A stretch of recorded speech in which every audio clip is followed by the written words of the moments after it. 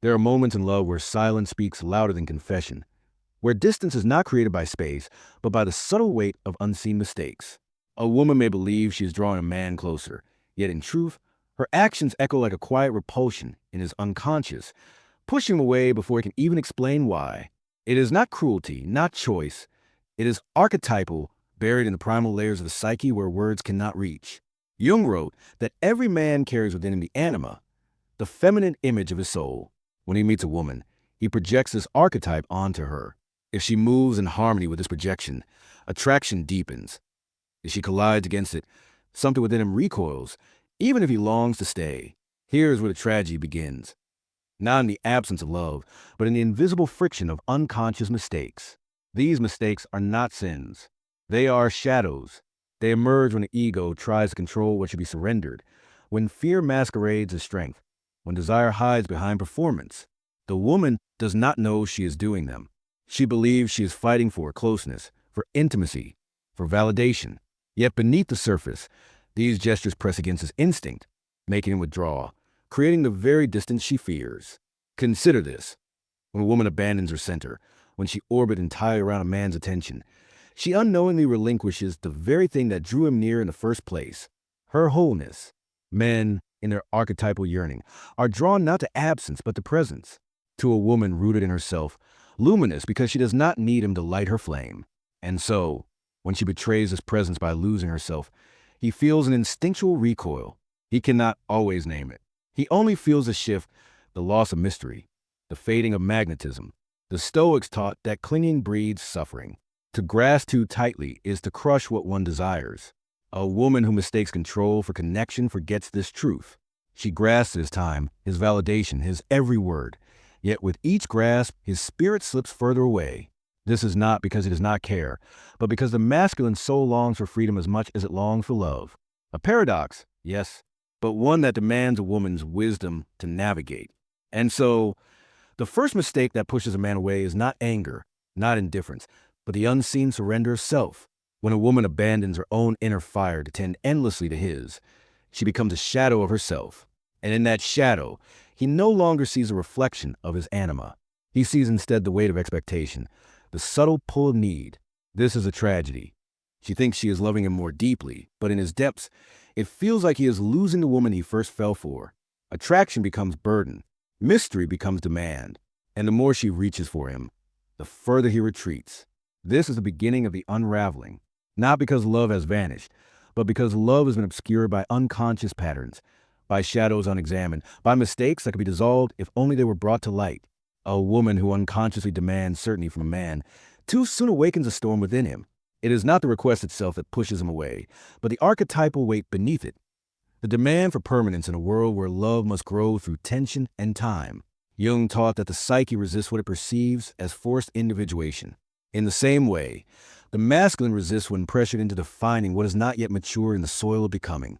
Here lies the second mistake, the rush to collapse mystery into clarity. She wants to know where he stands, what he feels, where they are going. These questions seem natural, even reasonable, but beneath them lives a deeper fear, the terror of abandonment, the wound of uncertainty, the shadow of old betrayals resurfacing. She believes that by naming the bond, she will secure it. But love does not respond to chains. It breathes only in the presence of trust. The Stoics remind us, desire becomes destructive when it transforms into demand. The hunger for absolute certainty, when spoken too soon, does not create safety. It creates suffocation. The man may not even understand why he feels this weight, why he hesitates, why he retreats. Yet in his unconscious, he senses a shift. He is no longer choosing freely, but being compelled to declare something his heart has not yet fully integrated. This dynamic is not about games. It is about archetypes. The feminine in her fear forgets her natural rhythm of allure, her mystery, her capacity to hold space for unfolding. Instead, she moves into masculine posture of pursuit, of control, of seeking structure. She abandons her polarity, and in doing so, unknowingly places herself in opposition to the very attraction she longs to preserve. And so, he withdraws, not because he lacks interest, but because he feels a subtle fracture in the energy between them. What could have been an effortless dance becomes a negotiation, a contract written too soon. She does not see that what she thinks will secure his love actually places distance between them. She does not realize that love, like a seed, requires both darkness and time before it can emerge into light. This is a paradox of feminine energy. It is strongest not when it grasps for answers, but when it rests in trust. To trust not in him, but in herself, her worth, her magnetism, her ability to receive without forcing. Yet when fear takes hold, she betrays this trust. She rushes forward, and in her urgency, she loses the very patience that would have allowed love to grow in its natural course. Here, the mistake is not her desire for connection, but her forgetfulness of mystery. For men, as Jung reminds us, are drawn to the unconscious depths of the feminine, its silence, its hiddenness, its rhythm. When she collapses those depths into certainty, she unconsciously strips away what makes her magnetic. And so, he begins to drift, not because he does not want her, but because she has unknowingly given him a choice between freedom and suffocation. And instinctively, the masculine always chooses freedom. There's a mistake more subtle than control, more delicate than the hunger for certainty. It is the unconscious unveiling of wounds before they are ready to be held. Every woman carries her shadows, the remnants of past betrayals, the echoes of abandonment, the unspoken griefs of love lost or trust broken. These wounds are sacred. They are part of her individuation, her journey toward wholeness. But when fear guides her, she may place these wounds too quickly into his hands, expecting him to hold what even she has not yet integrated. This becomes a third mistake, exposing vulnerability as a test, rather than as a gift. She tells her stories of hurt, her disappointments, her fears, not from a place of rooted openness, but from a place of longing to be reassured, soothed, healed by him. The unconscious motive is clear. If he can love my wounds, perhaps he will not leave me. But in doing so, she transfers responsibility for her healing onto him. And though the man may care, though he may wish to be her protector, something in his soul recoils. Jung reminds us that projection burdens a beloved with archetypal weight they cannot sustain. The anima he seeks in her, the radiant, rooted feminine, becomes eclipsed by the shadow of her unresolved pain. He begins to feel less like a lover, more like a therapist, less like a man drawn into mystery, more like a rescuer trapped in obligation. The Stoics caution against this. To hand over governance of one's inner world to another is to create dependency. And dependency breeds resentment, not intimacy. This is not to say that vulnerability is wrong. Vulnerability, when anchored in self-possession, is magnetic. It deepens love. But when it is offered as a plea rather than sharing, it does not invite closeness. It evokes distance. For the man senses he is being asked not only to love her, but to repair her. And the masculine spirit, while generous, resists being forced into the role of savior. Thus, the tragedy unfolds. She reveals her wounds too soon, and instead of creating intimacy, she creates unease. He does not leave because she is broken. He leaves because he feels he cannot be both her anchor and her healer without losing himself. The feminine power lies not in hiding her wounds, nor in flooding him with them, but in knowing the sacred rhythm of revelation, to share not as a test, not as a cry for rescue, but as an invitation into depth, to allow him to step into her shadows at the pace his soul can bear, while she continues her own work of individuation. For a man does not flee from her pain. He flees from the weight of being responsible for it. He withdraws not from her darkness, but from the pressure of being the light she has not yet found within herself. And so the mistake is not in her brokenness, but in forgetting that healing begins within. Only then can a man's love add to her wholeness, rather than become the scaffolding she cannot stand without. The feminine, by nature, is receptive. She attracts not by force, but by presence. Yet when fear invades her, she may abandon this natural polarity and step into pursuit. She chases, not only with words or with energy, with a restless need to close a gap, to bridge every silence, to seek reassurance at every turn. This becomes a fourth mistake, confusing pursuit with connection. She does not notice at first. She tells herself she is simply being attentive, caring, invested. But beneath the surface, her movements are guided by a deeper current, the shadow of anxiety, the terror of losing him. She reaches out constantly, initiates endlessly, fills the space with questions, with messages, with gestures meant to keep his focus tethered to her. She believes this will secure intimacy. Yet in truth, the very pursuit erodes the polarity that first sparked his desire. Jung wrote that when the ego clings, it smothers the archetype it longs for. In the same way, when a woman overpursues, she unintentionally smothers a masculine essence that is drawn to freedom and space. A man does not retreat because he dislikes closeness. He retreats because attraction requires tension, and pursuit dissolves it. The dance of love demands polarity. One leads, the other responds. When she takes both roles, he feels displaced, unnecessary, diminished. The Stoics, too, warned against this hunger for control. What we grasp it too tightly, we drive away. To pursue constantly is to confess a lack of faith, not in him, but in one's own worth. For when a woman knows her value, she does not chase. She does not fear silence, nor does she collapse into panic when space arises. She rests in her presence, and it is his presence that calls him back of his own will. Yet when she cannot rest, when she cannot allow him the room to breathe, she creates the very distance she longs to prevent. He feels suffocated not because of who she is, but because of the constant energy pressing against his need for space. Her pursuit, born of love, transforms into pressure, and pressure is the death of desire. This is not a game of withholding. It is not manipulation. It is alignment with polarity. The feminine does not need to chase, for she is already magnetic.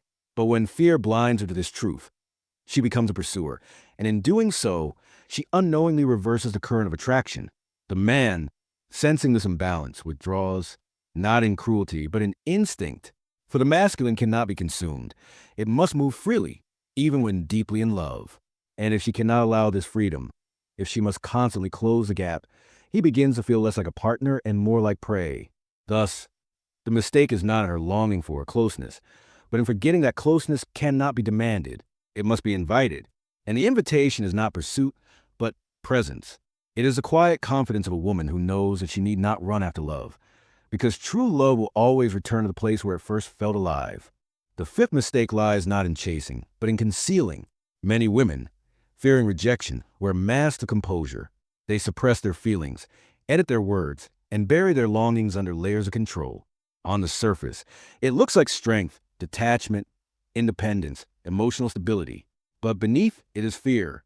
Fear that if she reveals her true heart, she will be judged as too much. Fear that her tenderness will not be met. Fear that her vulnerability will cost her love. This is a paradox. In hiding her emotions, she does not appear stronger, but colder. The man does not feel safe to open because she herself is closed. He does not approach deeper intimacy because the pathway into her world is sealed behind a locked gate. Carl Jung warned that what we repress does not disappear. It grows in the shadows. When a woman represses her authentic feelings, they do not vanish. They leak out in subtle ways: sarcasm instead of honesty, silence instead of expression, tension instead of tenderness. And the man feels it, though he may not be able to name it. He senses the wall, the unspoken truth, the emotional distance. The Stoic spoke of balance, not suppression, but mastery.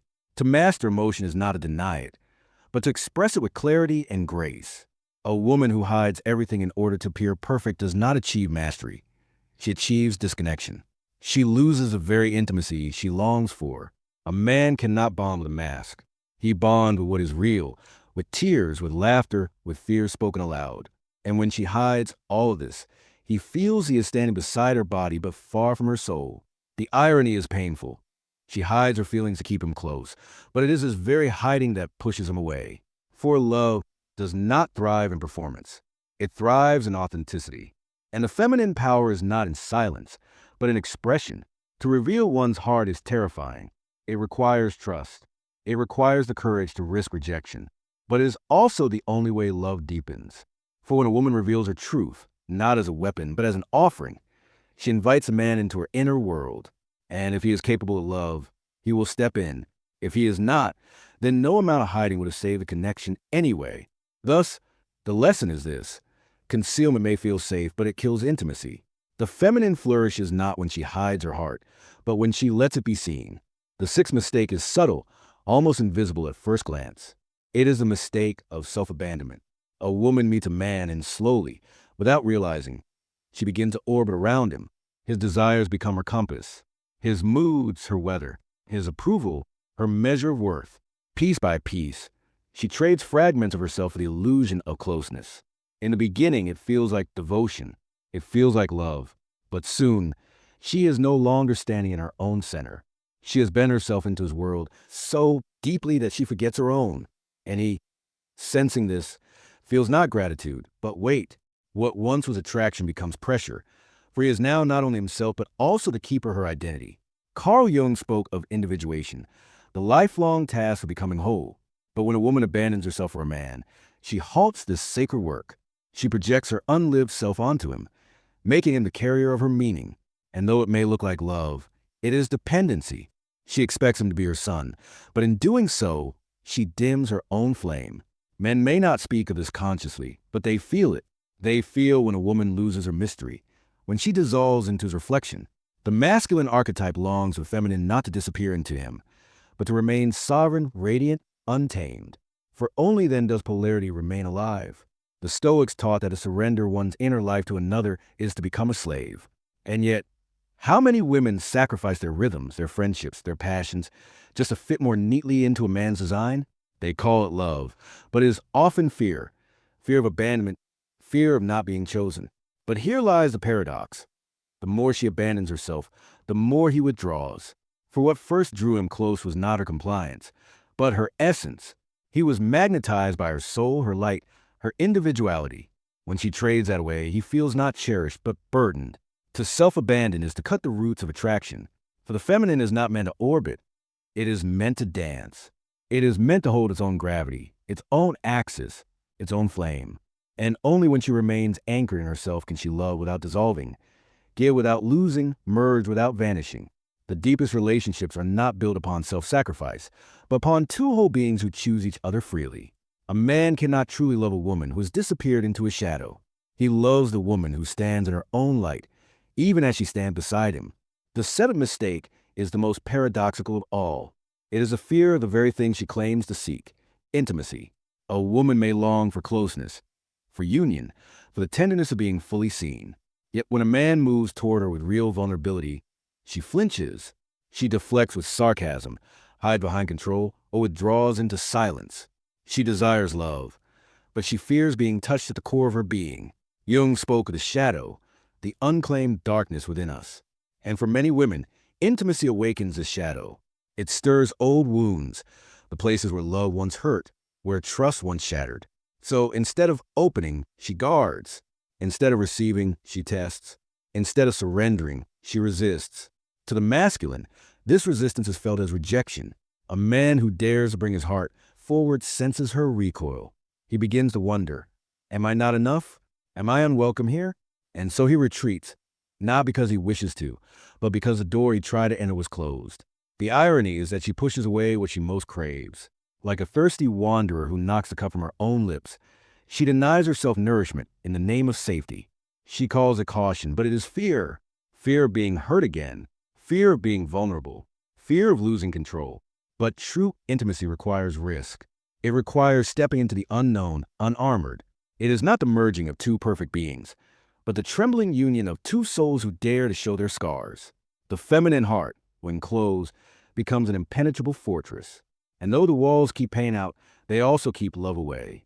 The Stoics warn that to fear pain is to fear life itself. And love, in its essence, is the most dangerous of all human experiences. To love is to place your heart in another's hands, knowing they might not always hold it gently. Yet to withhold love out of fear is to starve the soul of its very purpose. Men are not repelled by a woman's imperfections. They are repelled by her refusal to let herself be known. What draws a man deeper is not her performance of strength, nor her mask of perfection, but her willingness to let him see the softness she hides from the world. The feminine becomes magnetic when it surrenders to intimacy, when it allows itself to be touched not just in body, but in essence. For love is not a fortress to guard, but a river to flow. And the woman who dares to open that river calls forth a man who longs to drink from it. This, then, is the final mistake, fearing the very closeness she was born to embody. The tragedy is not that men walk away.